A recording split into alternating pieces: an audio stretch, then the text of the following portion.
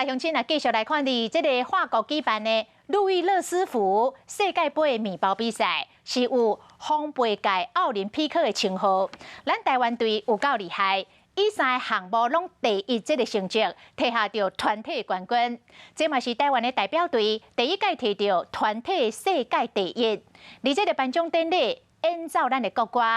选手搁点咱的国旗，有袂少人感动流目屎。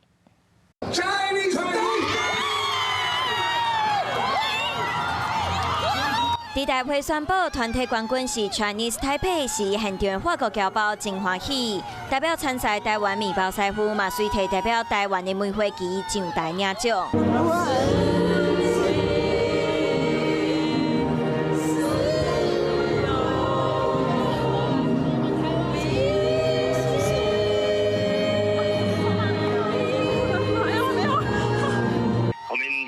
刚刚很多我们产业都在看直播，非常感动，特别是秀出我们的国旗，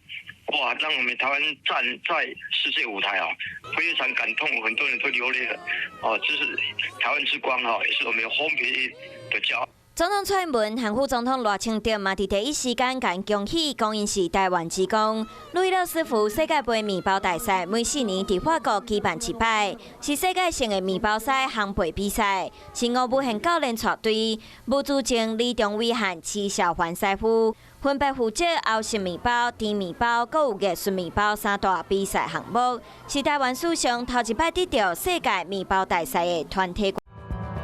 想要获取更多新闻资讯，想要看到主播最新的动态，赶快订阅华视 YouTube 频道。